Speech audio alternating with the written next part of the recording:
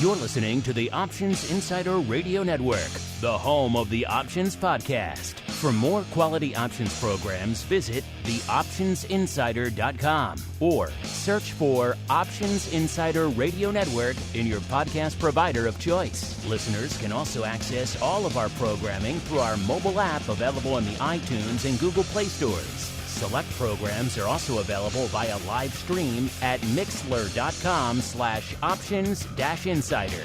That's mixlr.com/options-insider. Don't forget to follow along with your favorite programs and submit your own questions for the hosts at twitter.com/options, stocktwits.com/options, facebook.com/theoptionsinsider, or via questions at theoptionsinsider.com.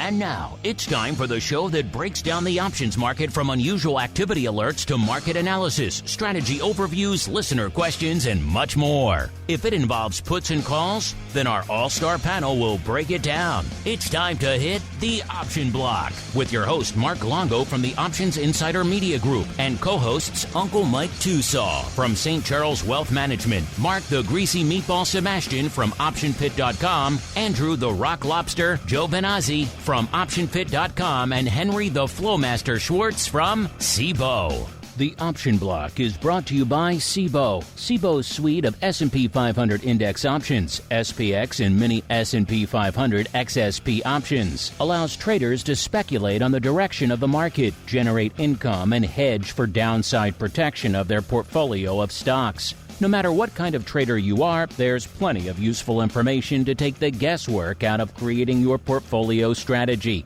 and to help you make more educated moves in the market. Visit www.cboe.com/SPX today to learn more. The views expressed herein are those of the speakers and do not necessarily reflect the views of Cboe Global Markets Incorporated or any of its subsidiaries, collectively Cboe. The information provided is for general education and information purposes only. There are important risks associated with transacting in any of the Cboe products or any of the digital assets discussed here. Before engaging in any transactions in those products or digital assets, it is important for market participants to carefully review the disclosures and disclaimers contained at www.cboe.com/US_disclaimers. These products and digital assets are complex and are suitable only for sophisticated market participants. These products involve the risk of loss, which can be substantial and, depending on the type of product, can exceed the amount of money deposited in establishing the position. Market participants should put at risk only funds they can afford to lose without affecting their lifestyle. And now, get ready to hit the Option Block. All right, everybody. That music means we are back once again. It is time to rock out on the Option Block. Hope you're having a good trading week. My name, of course, Mark Longo from theoptionsinsider.com, as well as from the network that so many of you are binging on these days. Remember, if you like what you hear, throw a like, a star, a comment. It all does help at the end of the day get mixed into that heady stew that helps new people continue to discover the content. And of course, if you want to discover a little more in your lives, head on over to the pro, theoptionsinsider.com/pro. Congratulations to the 3 winners. Yes, 3 winners of our annual Crystal Ball contest. Wild to have so many winners. It's the first time. People cleaning me out. But it was a fun time. Get your name in the hat. You got till the end of the week to participate in this year's contest. Get over there to Twitter. It's pinned on our profile at Options. Reply, DM, whatever you want to do with your picks for the VIX high, low, and close for the year. You got 3 chances to win fabulous and expensive prizes. So I know I just shelled out a bunch of them. So head on over there.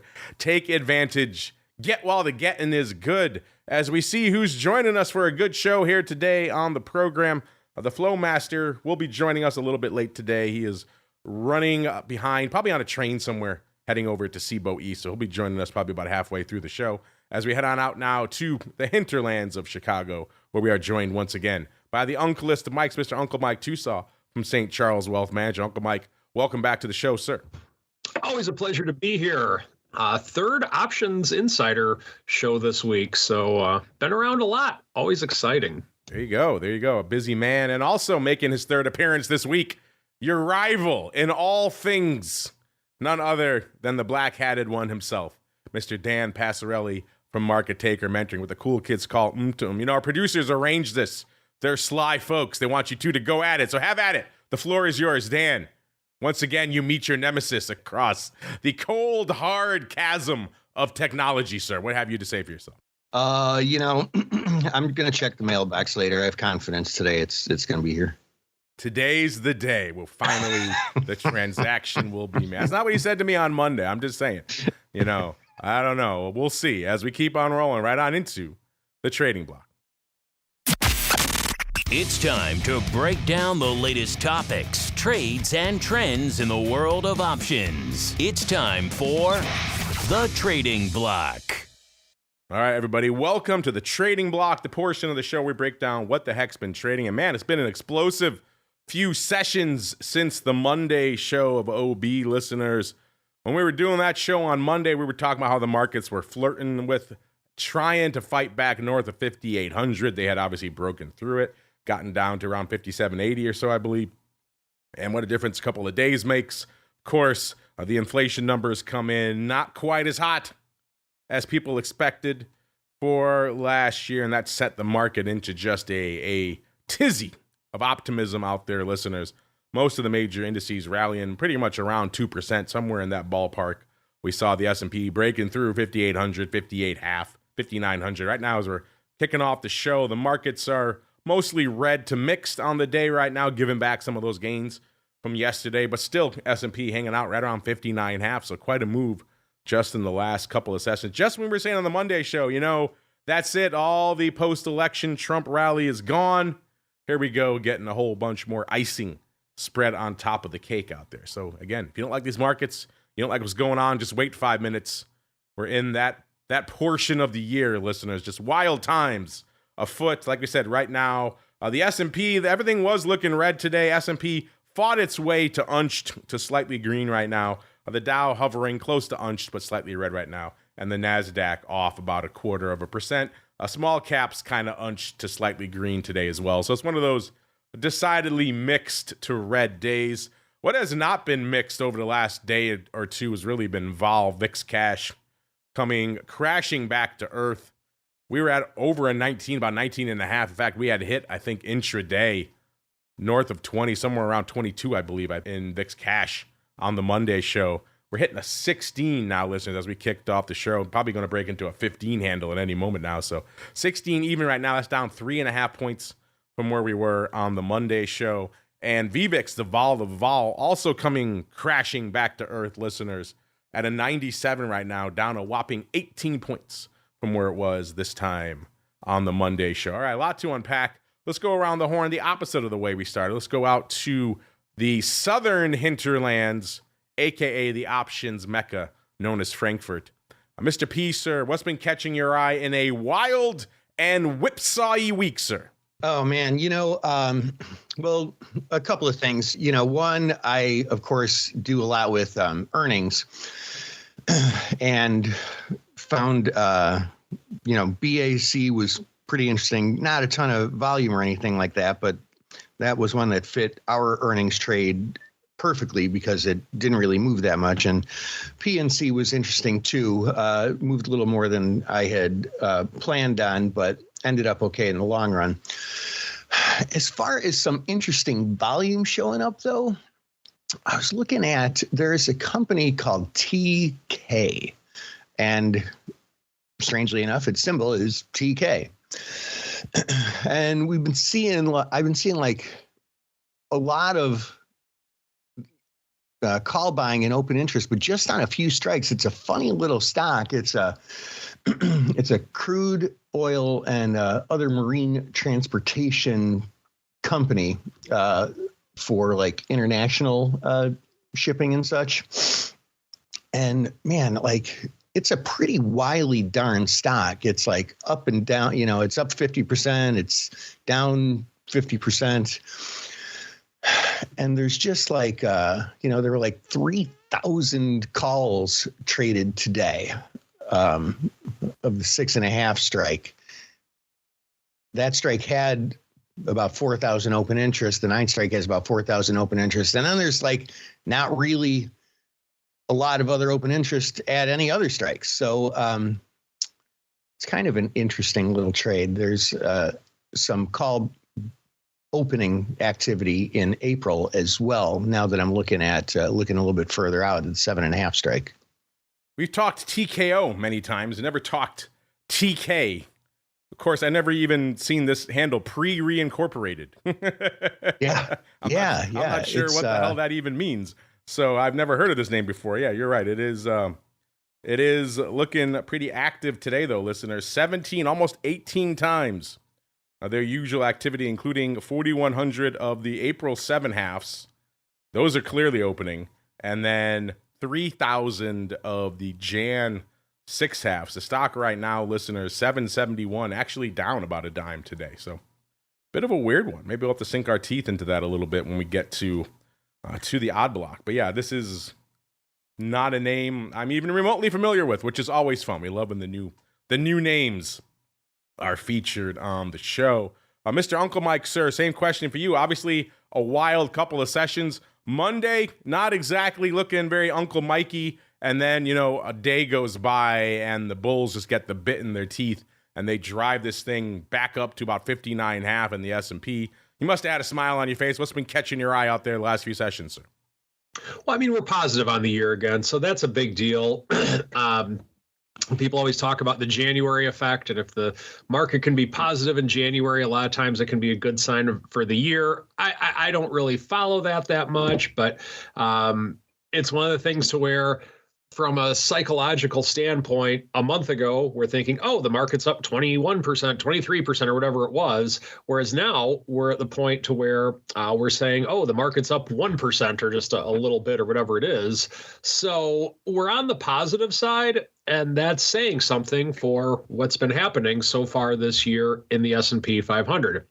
The thing that I thought was pretty interesting on the news that happened earlier this week is that it was another one of those situations to where both stocks and bonds rose.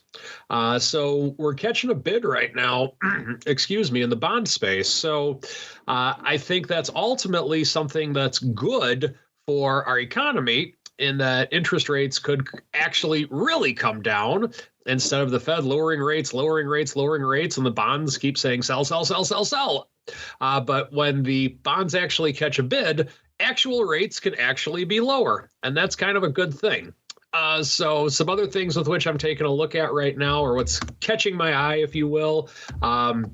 We are off to a somewhat good start in the silver space, so we're getting a little bit of a rally in the shiny stuff. Also with gold's actually been rallying this year as well. So far on the year, precious metals have been doing pretty well. Some other things that are popping out to me, if you will. First one is the fruit company, Apple. Apple's in the 220s, or it's at 229.98 right now as I look at it. But Apple is pulling back.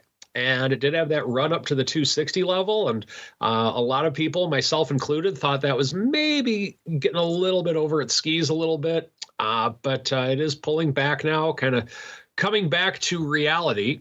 So we are seeing that.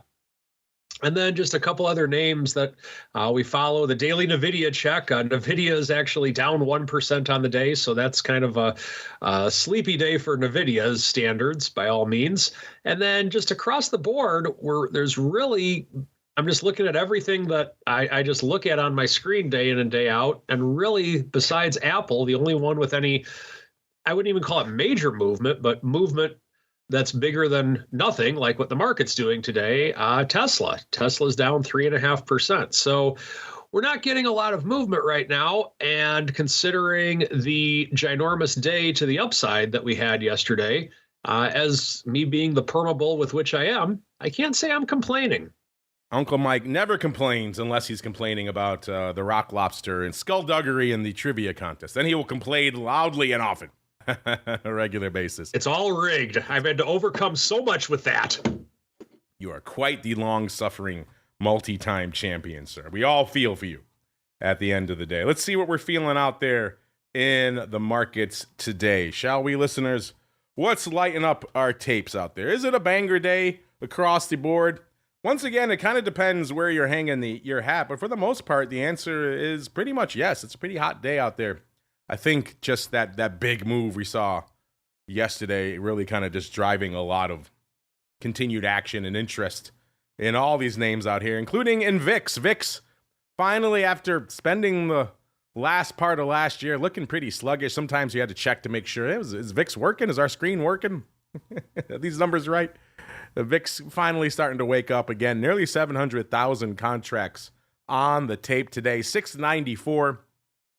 That's not that far away from its ADV of 779. Might get there by the end of the show even. So a little hot out of the gate for VIX land. What's lighting up the tape out there today? Looks like it's a 18-19 vertical. It's gone up about 90,000 on the 18 calls in Jan and 76,000 times on the 19 calls. Excuse me, it's cold, still dogging me, listeners, including a print of about 17,000. Looks like going up for 7 cents. 27 cents on the 18s, 20 cents on the 19s. So 7 cents for a $1 vertical. Worth noting this size OI on both, so it's kind of hard to tell if this is a roll or what we have going on here. Either way, only 7 cents for that vertical. Do you like it? Is that kind of a waste of time doing a tight $1 vertical? I'm curious. I'll leave that up to you folks. Number 3 today, we have 37,000 of the Jan 17s. Number 4, 22,000 of the April 14 puts. And number 5, about 23,000 of the Jan 23s. So a pretty hot day out there in VIX land. Are we seeing a similar level of heat in the major indices? The answer is pretty much yes, especially in SPY. SPY fully 1 million contracts roughly north of where we expect it to be right now. Usually we expect it 4.25, maybe 4.35, 5.25 million right now in SPY. So SPY looking hot as well. I'm going to run our test, even though I don't know why I do it anymore. Listen, I know the answer at this point in our top 20 listeners. How many are expiring today? I'm going to guess all, and I'm actually wrong. That's surprising to me. Usually that is the case. Today I see 1, 2, 3, 4 of the top 20 most active names in SPY are actually, they have the temerity to expire tomorrow. How dare they? But that's literally the bottom 4 of our top 20. The top 16 are all expiring today. So it's still mostly 0 day out there. But 5.25 million, that's a lot of paper. The ADV 8.74. The S about 1.7. I'm guessing if we rack it right now, it might be right exactly where we expect it to be. Oh, close, 1.73 million. We expect about 1.75, so right about in line for the S, the ADV 3.44. Small caps, 738,000. We've expected lately them to be north of 1 million this time of the show, so small caps looking surprisingly light, but still looks like they could be on pace if they pick it up to maybe hit their ADV by the second half of the session. And then the Qs, 2.33 million. You know, we've seen the Qs a lot hotter this time of the show lately as well. This is back to where we normally expected them to be, about 2.25 million. Lately, we've seen them 1 million plus north of that lately. So Qs, again, back to normal. Nothing bad about it. It's just we've seen Qs really hot out of the gate lately, and today looks like taking a little bit of a breather. Still, again, putting up about their average paper. The ADV, 4.3 million, so it seems like they're probably going to hit that today. Out to single names we go, listeners. Is it a banger single name day? The answer is it's respectable. A little bit north of 250,000, about 260 is what it cost you to break into the top 10 today. It gets you to everyone's favorite, maybe least favorite. It's Broadcom, aka AVGO. 233.25, up 5.25 today, or about 2.3%. Good for the number 10 spot. Number 9, it's the Monster. Not looking very monstrous today. Let's see, how big of a move did it have? It had a nice move this week, though, as you would probably expect. Back on the Monday show, it was sub 310, 309.85. It is 360.5 now. So yeah, it's had a nice little move over the course of the last 5 days, or last couple of days, really. The Monster kind of hanging out today, taking a breather after a huge move. Kind of unched today, 360.5. Good for the number 9 spot, 281. Number 8, AMD, 119.25, off about 3/4 buck, so less than 1% today. Good for number 8, 288,000 contracts on the tape. Let's see how big of a pop did we get. On Monday, we were hanging out right around 115, so about 4.25 points in AMD. That's nothing to sneeze at out there either, listeners. Good little run. Again, taking a bit of a hiatus today. Number 8, 288. Number 7, Bank of America. Dan was just alluding to that we are back in the kickoff, the teeth, the beginning of earnings season, listeners, and the financials always kick us off. Bank of America, $2.99, 46 and a quarter, off nearly a buck, about 90 cents, almost 2%.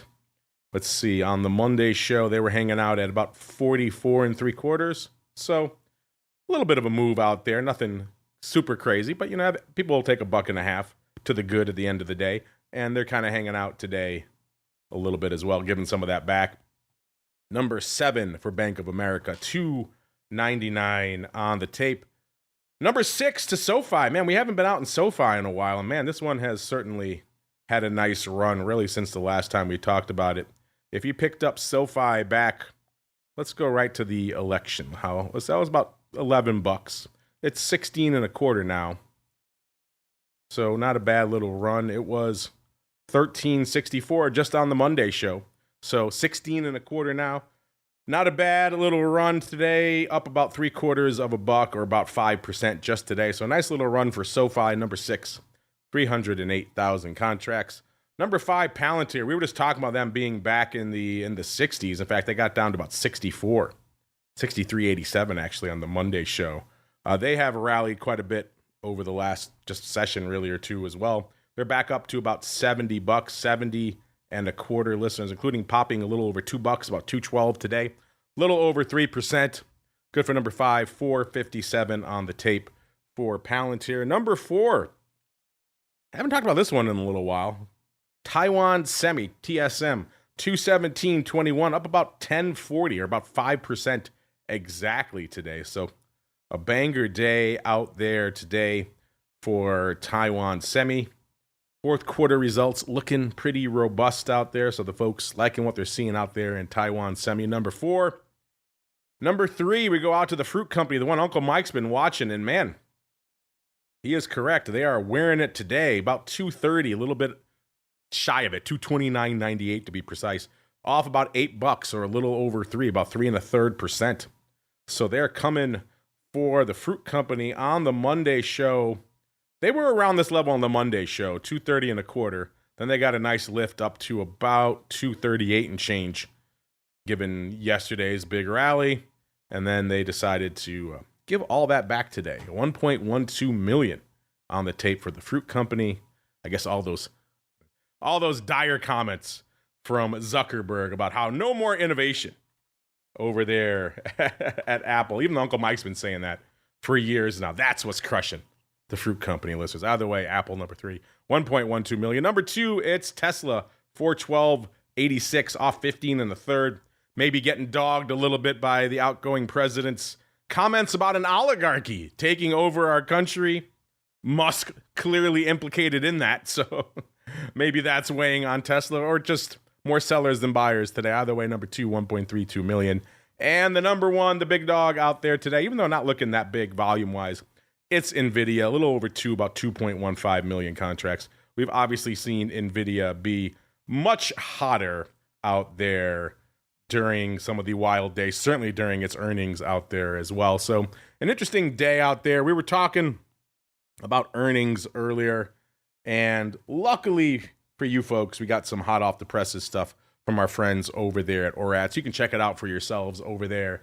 TheOptionsInsider.com. Click on the Options News and Articles tab to begin your journey to the dark side. We had a lot of names popping off yesterday, including Citi. We had JP Morgan and, of course, the aforementioned Bank of America before the bell today. Let's go there first, because we were just talking about them. They were before the bell. They were at 45.11 going into their announcement. They were pricing in almost $2, about $1.89 out there, listeners, which is pretty heavy given the fact that in the past they've only moved about $1.13 over the trailing 3 years that we track, listeners, and giving up today about 82 cents. So underperforming on the straddle front out here. That's about almost 2%. So still underperforming from a straddle perspective. We had JP Morgan on the 15th. They were close to 240 when we ran this report right heading into their announcement. They were pricing in 830. In the past, they moved 810. So they were pricing in pretty much exactly what they'd moved in the past. let's see, they kind of unched today. Yesterday they had a nice move. They went from about 247 up to 256, so about a $9 move, which is exceeding that 830 that they were pricing in, but ever so slightly. You had to be a little deft on the trigger finger if you really wanted to capture that. But interesting stuff out there. Let's go out to Citi as well to see if we have a trifecta of action out here in the financials this week. They were 15th before the bell as well. They were pricing in $2.85. In the past, they've moved $2.21. So pricing in about 64 cents additional on top of what they moved in the past, listeners. And let's see, was that merited? So they closed going into their announcement 73.63, and they opened on Wednesday morning 76.20. So not bad, pretty close to it. Not quite $3. So yeah, 260, and they're pricing in about 285. Of course, throughout the day they continued to move. They got up to about $78 intraday yesterday. So if you had a little bit of patience, you did well on the long vol side. And of course, if you held them until later in the session, looks like they got up to almost about 79, and it's still hanging out about 78.25 right now. So it seems like long vol trade was the winner there. And that has been our narrative for some time, listeners. In fact, if you listen to our advisors option show I just did with our buddy Matt last week, he's the keeper of all this data at the end of the day. And we were talking about the trends we've seen out there of late, and how for a long time people ask us this question, what should I do heading into earnings? The answer is always, there's no real answer. It's a coin flip. Both ways can bite you and both ways can work. It's usually 50-50.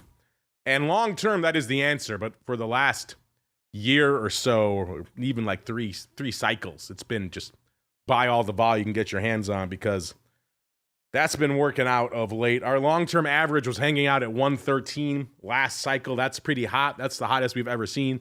Well, now that we've adjusted it for the last cycle's numbers, it is up to 117, listeners. That is now a new record, the hottest we've ever seen.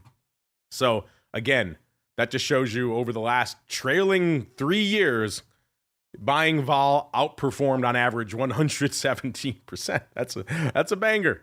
So you got 17% on top. So that's something we haven't really seen before. Go back to the nadir, the depth of the pandemic, when earnings vol just went to die and you were getting back pennies on the dollar. It's quite a different story right now, which is fascinating. So far, we only had about 9 names reporting when we ran our latest earnings cycle, so it's still pretty new, listeners. But they were knocking the cover off the ball at 135%. Obviously, that's not sustainable. That's going to come down. But early reporting is looking pretty optimistic. As we keep on rolling, it's time to get weird. It's time to get wild. It's time for a little bit of the Odd Block. It's time to break down the most interesting, unusual, and downright questionable options activity that's been identified by theoptionsinsider.com. It's time for the Odd Block.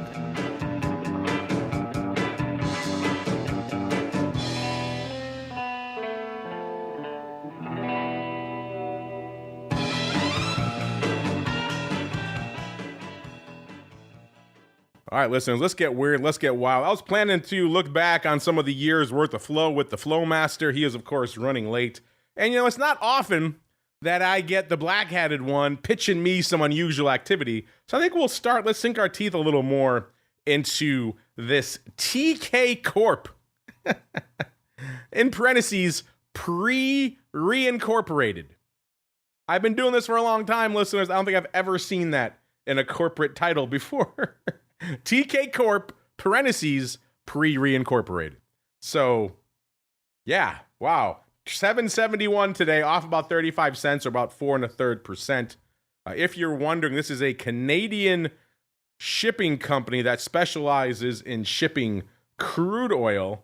And if you know anything about the energy sector, it's been kind of a hot one over the past year. And this name's been kind of interesting as well. Looks like it's been mostly range bound with the exception of the last few months. Started off the year $8, rallied up to $9, then right back down to about $7.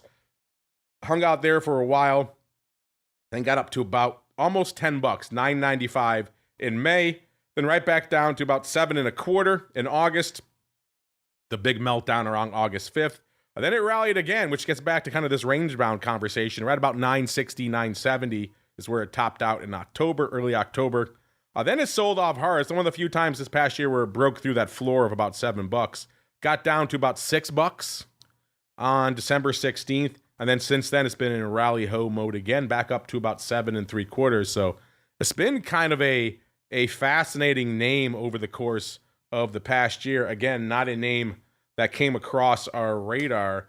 And Mr. Dan, since you're the one who brought this up, really quickly, regale us again with what you spotted out there in your new favorite, TK Corp pre-reincorporated, sir. Yeah, it's kind of an interesting one. It looks like it's trading just mostly on news. When I see like a $7 stock and I see this really heavy call buying and the stock going up, I immediately think short squeeze, and it didn't hit our short squeeze scanner. So I did a little bit of digging to see why, and it's because there's really no short interest in it. There's like less than 2%.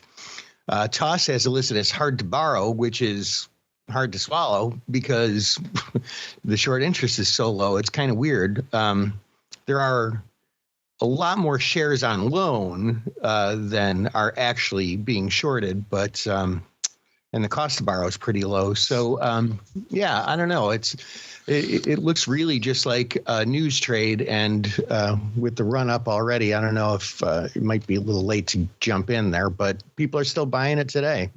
Yep. So far, listeners, about 4,100 of the 7 halves in April, which are all clearly opening, and 3,000 of the 6 halves today in Jan. There's some OI there, so potentially closing. Looks like the 6 halves went up for prices around $1.15. The April 7 halves trading 75, 80 cents. Looks like a lot of them going up in that ballpark, listener. So this is a name that's on your radar, listener? I guess it is now. We'll keep an eye on everyone's favorite TK Inc. pre-reincorporated. That's a good one as we keep on rolling. All right, in time for the odd block, we are joined by better late than never, fashionably late as always, wants to make it all about him, none other than the Flowmaster himself, Mr. Henry Schwartz from Cboe. Mr. Flowmaster, welcome back to the show, sir. Thank you, Mark, and good to see everybody, and happy to be here. I figured I could come about 20 minutes late, and all I would miss was the disclaimers, so that's why I was not in a big hurry. How dare you slam your own disclaimer, sir? Well, yes, I guess I made them worse, but it's we've certainly had a busy start to the year, and we were averaging. So I'm updating my state of the industry deck, and we're so far in 2025 we're averaging about 57 million contracts a day. So it's a small sample set, but hey, we are halfway through the month. So very, very busy market. Obviously we're right into the thick of kind of the political turnovers. So, there's a lot going on, and I'm happy to be here and catch up. All right, let's catch up then. We are in the middle of the odd block, so we'll get to some fun stuff. I was planning to do a deep dive into some of your flow from 2024 that stood out to me. Before we get there, I see you brought up a name that has been a hot one for us on Options Oddities. I was just going deep on this name with Matt on Oddities on Friday. This is Rigetti Computing, listeners. If you're not listening to the pro, you missed out on just the wild stuff that's been going on this name of late. This is a hot one. This is one of these quantum computing names, which you remember a few months ago, Google made some headlines about quantum computing. People got all hot and bothered about this space. Can quantum computing, can it break the blockchain? All these things were going on, and these names were moving fast and furious. One of them was Rigetti, listeners, ticker symbol RGTI. Sounds like a pasta company, but they are indeed a quantum computing name. A name that was hanging out, as low as 66 cents earlier this year. And then when all this stuff started happening about quantum computing, they started making some moves. We profiled some calls, I think when the stock was around $4, as I recall, back on Oddities a few months ago. And they were pretty far out of the money. They seemed kind of like a stretch, but we did talk about them, talk about some other trades you could do against them. And then Rigetti just blew through that strike and every other strike you could think of. It went from about $1.75 all the way up to $21.42 in the span of a couple of weeks out there. So it was a wild move, and then equally precipitous fall right back to earth. They fell out of bed from $21 back down to $6. And then now it looks like they got the bit in their teeth again. This thing has moved from $6 just a couple of sessions ago, just earlier this week on the 13th. In fact, and we were talking about it last week on the show on oddities. I think it was around that price level. It's back up to 1141 listeners, so it's had quite the wild run. Got down to $5.50 on during the Monday show, and now 1144. So nearly a $6 rally, $5.90 rally out here in Rigetti. So more than doubling. So that's how wild this name is, listeners. So I noticed, Mr. Flowmaster, this one's so wild, it came across your radar as well today. What did you spot out there in Rigetti, sir?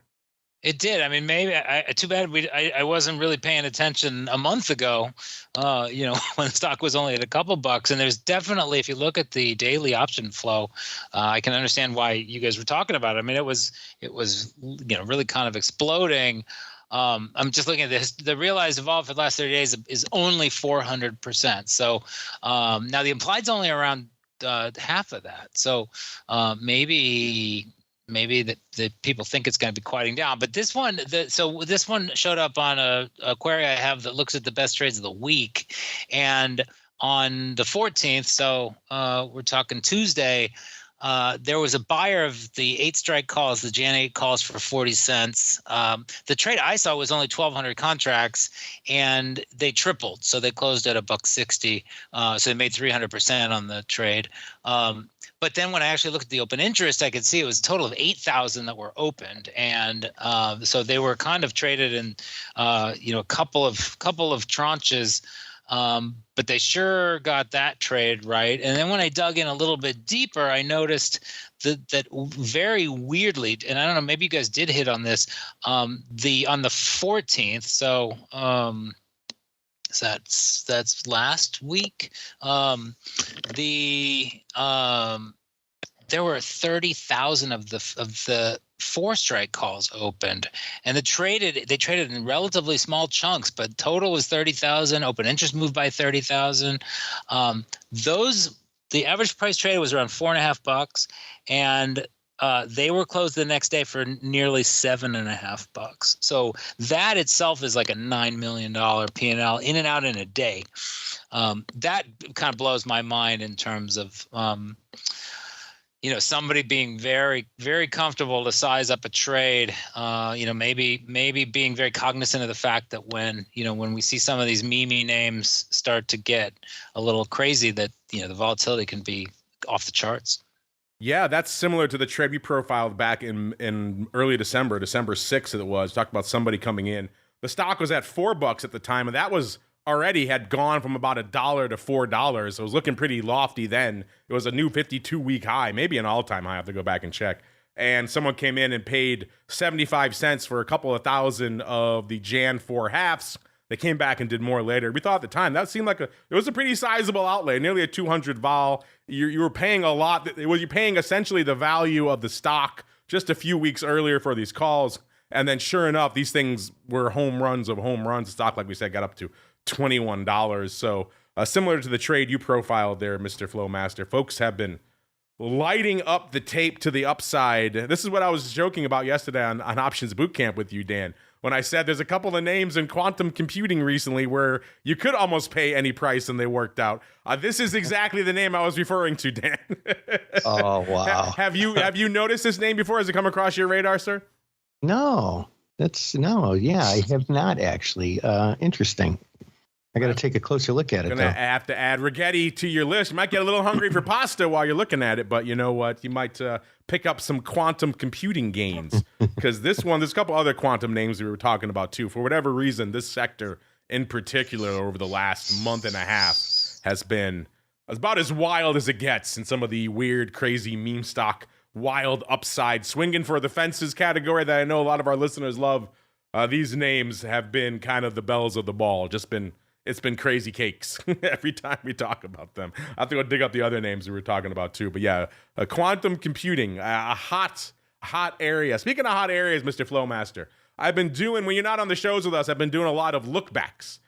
We obviously crunch a lot of unusual activity here on the show. And so we have a mountain of trades to sort through at the end of the year for some of the highs and lows and some of the interesting trades and trends and takeaways. Certainly that quantum stuff over there on Options Oddities definitely was a highlight, a recent one, but a highlight nonetheless from last year. I've been profiling a lot of trades. In fact, I picked some of your trades that stood out to me. But before we get to those, Mr. Flowmaster, as you look back on the wild, the untamed year of flow that was 2024 and all the trades that you profiled, sir, are there any that leap to mind that stand out to you, sir?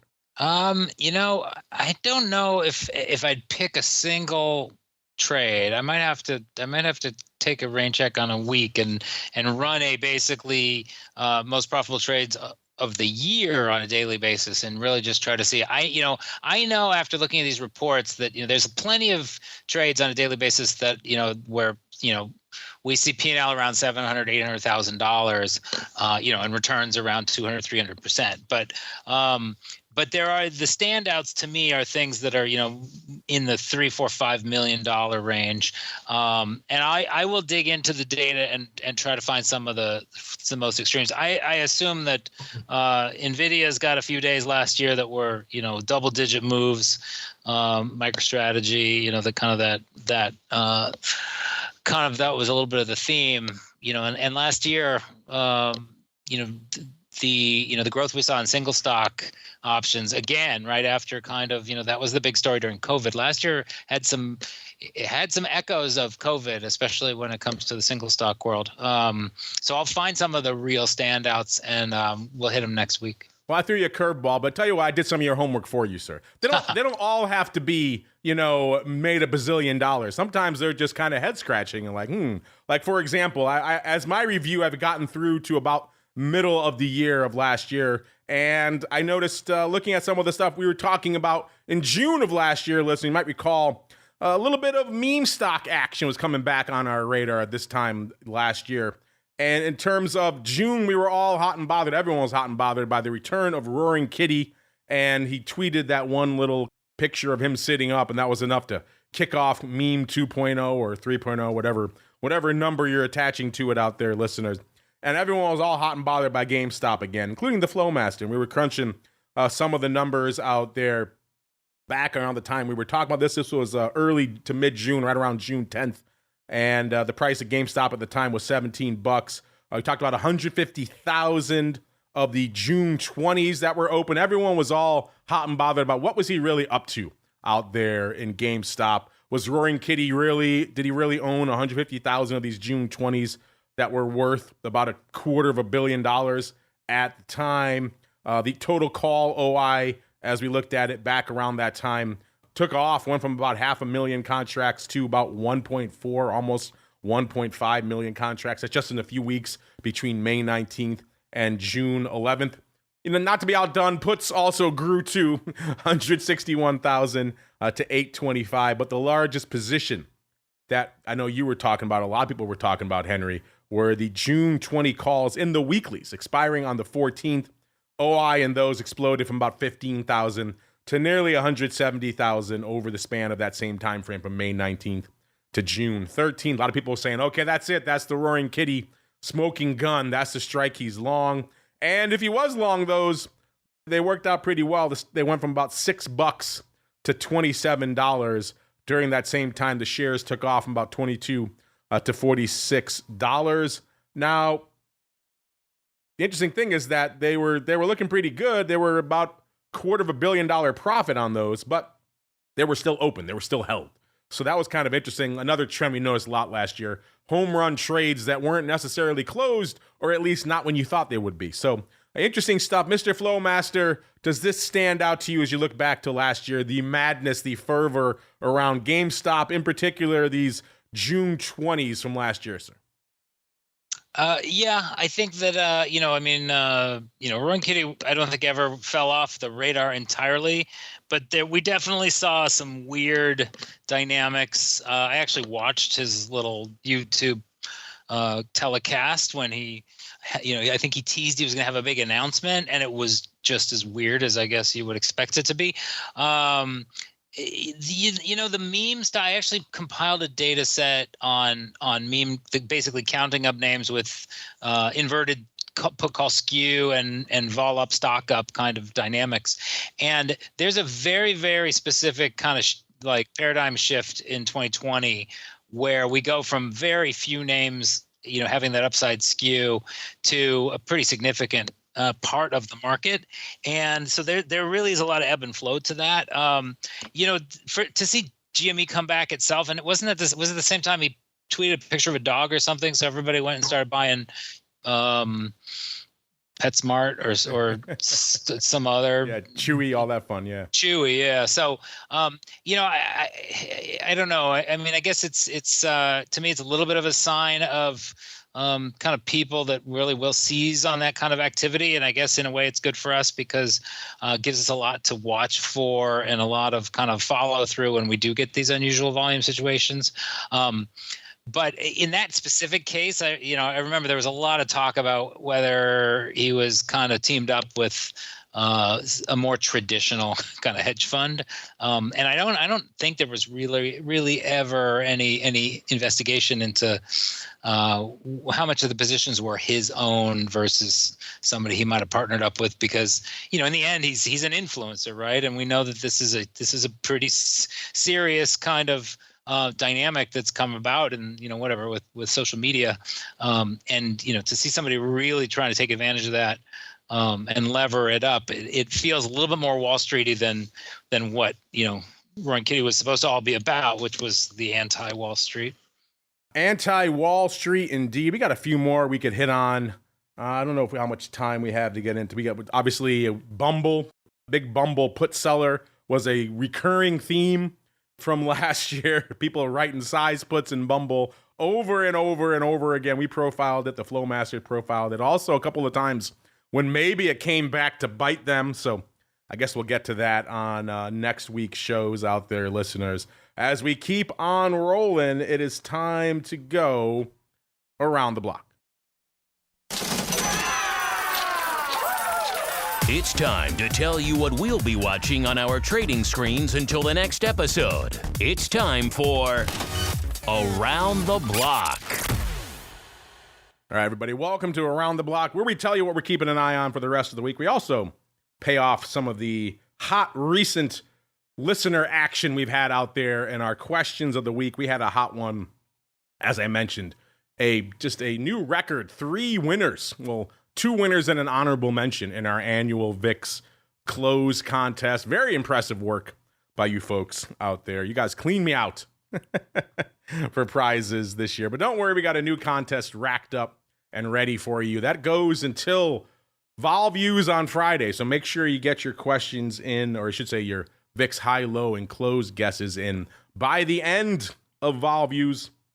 You got 3 chances this year, high, low, and close. So one of those, maybe you win some fabulous prizes out there, listeners. We also had a fun time picking your brains this year. We asked you quite simply for our annual poll, where do you think VIX is going to close at the end of the year? We mixed it up a little bit this year. We got a little spicy with it. We said, hey, is it going to be in the ghost pepper range? So going to close north of 20, feeling a little spicy. Or are you going to go spicy, but maybe down the back a little bit? You're going to go spicy habanero, so the range of 16 to 20. Or you're going to go dialing it back again, maybe a little bit more mild buffalo range of about a 12 to 16. Or you're going the Uncle Mike route of bland oatmeal below 12 over there. And you folks were feeling spicy for this year. You think the year is going to close north of 20. Again, that's interesting. Exactly a third of you, 33.3% coming in on that. And then number 2, it was close to number 2 for spicy habanero, 16 to 20. So either way, 2/3 of you think we're going to be north of 16 at the end of the year. And about almost 30%, 29.6% going for the mild buffalo range. Only about 4.6% going for the Uncle Mike sleepy snooze fest bland oatmeal range. So Uncle Mike, do you take umbrage at that only 4.6% of our listeners went for your flavor profile? And then B, what are you keeping an eye on for the rest? Actually, no show on Monday, so until Thursday, sir. I have no umbrage to give or receive or anything along those lines. I'm perfectly content in everything with which I'm doing. So this is America. People are allowed to vote as they choose. With that, in terms of around the block, some things with which I'm watching. I want to see if metals can continue to rally. I think that's something that will be a bigger part this year than it was last year, even though the metals did have a pretty big year last year. But I do see a lot of movement coming from the metals. So just wanting to see where we go with that, and seeing if we can hang on to this magnet, which we know is 6,000 in the SPX, that the market doesn't want to seem to get too far away from that. Speaking of that, we are moving away from it right now, listeners. Coming into the end of the show, I said we were kind of mixed to red. The start of the show, we are now decidedly red. S&P closing in on off 0.25%. Dow about a similar percent. NASDAQ off about 0.75%. VIX cash holding firm a little bit north of 16, about a 16.15 right now. That's where we are coming into the end of the show. Speaking of VIX, we had a fun flash poll on the Monday show as well. We were profiling some unusual activity out there. In VIX land, we noticed on Monday morning both the Feb 15 puts and the Jan 17 puts expiring next week on the 22nd were both trading in big blocks for exactly 26 cents around the same time. So we thought, hey, gun to your head, you got to pick one. Which way you going? You're going to buy the Jan 17 puts, the Feb 15 puts. Are you going to say, I'm out on both of them? Or you like to buy that diagonal for no money? And 37.5% of you went the Jan 17 puts. Does seem like the right answer right now, but hey, maybe the Feb 15 puts could work out too. Number 2, he wanted to buy that diagonal for no money, so a little bit more interesting there, perhaps, how that one's working out. And then a tie for third, 18.8% each for the Feb puts and neither. Mr. Dan, same question to you that I asked Uncle Mike. Are you surprised that our audience is predicting a pretty rock'em sock'em end to the year, at least from a vol perspective? A third of them saying north of 20 in an otherwise very quiet time of the year for vol. And then B, what else you keeping an eye on in the coming weeks in the market, sir? Yeah, I'm not really surprised that people gave that answer. I mean, changes with the new administration, I think there's still a lot of questions that remain as to what will be implemented and how. And, I think at least in the beginning, we could see some volatility resulting from that. One of the main things that I've been watching and will continue to keep an eye on is there's been a lot of bear call spreads trading in NVIDIA. And it's just kind of relentless. Like every day you just see more and more of these bear call spreads being opened. And, I joined the party, followed along with the scanner that I use to find those. So far, so good with it, but I'll definitely be keeping an eye on that. You'll be adding Rigetti to that mix, I have a feeling, after today as well. Yeah. Along with your new favorite TK. All kinds of weird names making the list today. And last but not least, Mr. Flowmaster, sir, are you surprised that, I forgot where you were on our poll, but are you surprised that our audience is feeling as spicy as they are for end of the year vol? And then B, we're off for Monday, so what are you keeping an eye on for an entire week until your next appearance next Thursday, sir? I'm not surprised on the expectation of kind of some spicy volatility. I don't know if we're going to get it or not, but I think a lot of people are kind of, there's obviously a lot of uncertainty in terms of how the political scene is going to change, but also, the market's up 50% in 2 years, and this is a big move, and I think there's a lot of people that are kind of like, I don't know, maybe we are due for a little bit of choppy water. I can see. In a way, what we see happening is a lot of dispersion. There are sectors that are doing great and sectors that are not doing great in kind of the current environment, and that in the end that dampens the index volatility, and you end up with a low VIX. So, that's kind of where I'm coming from on that. There's a couple of things I'm looking at that are pretty interesting. We have January expiration on this Friday, right? So about a third of the entire market open interest is going to roll off. We're talking almost 180 million contracts. That's normal because January, the regular January 3rd Friday term is still where a lot of year-end hedges are put on.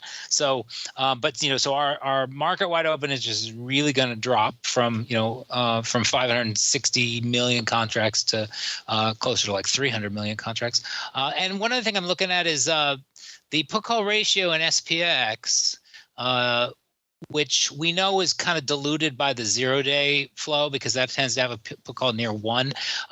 It's kind of hanging out at the lowest level I've seen it in possibly in forever. So it's a little weird to see kind of such heavy call volume in the index that is typically a hedging instrument where the put volume, the put call is always over 1 in there, but it used to be kind of close to 1.5 and now it's close to like 1.2, 1.3. So you're trying to kind of figure out what those dynamics are, what kind of trades people are putting on is where I'm going to be focusing my efforts. But I will be glad to see you next week. All right, that music means we've come to the end of another wild sojourn through the world of all things odd and option blocking. We will be off, of course, for the Monday show, but back again next Thursday, and the Flowmaster will have done all of his homework to crunch the numbers for his mad year and unusual activity. Before we go, Mr. Dan, able job diving into the fray today. If folks want to check out what you got cooking, where should they go? What should they do? Sure. Head on over to marketstaker.com, 2 T's in a row. And you can go up to the top right, click join free, access some of our online classes for free, and we'll welcome you with open arms. There you go. Be welcomed into the land of the black-hatted one over there, markettaker.com. Don't forget the second T for Theta. And Uncle Mike, where should they go if they want to be welcomed with open arms by you, as long as A, they are perma-bullish, and B, hate crypto, right? Hey, I love people who love crypto, and I love Bears as well. Chicago's the home of the Bulls and the Bears, and I'm not even talking about the sports teams.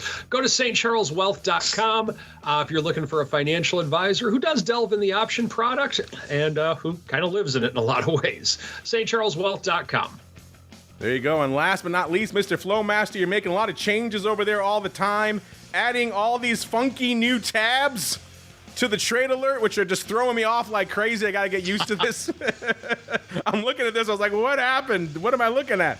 So I understand why you did it. It makes logical sense. I'm just not ready for it. You need to send me a notice ahead of time, Mr. Flowmaster.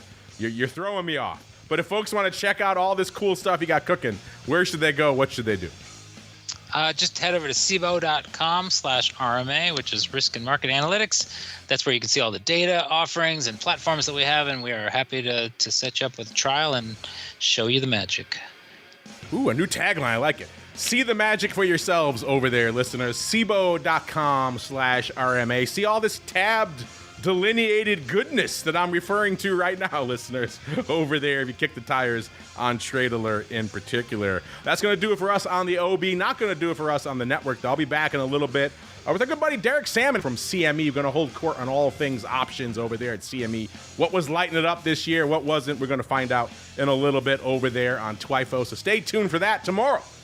Vol Views, I'll be back with a whole cadre of special guests breaking down all sorts of fun in the world of vol. And spoiler alert, there's some to be broken down, so it should be a fun time. And then after that, if you liked all that Rigetti and all the other stuff, we've been diving into all that madness for a while over there on the Pro. Come join us. It's a fun time. The optionsinsider.com/pro.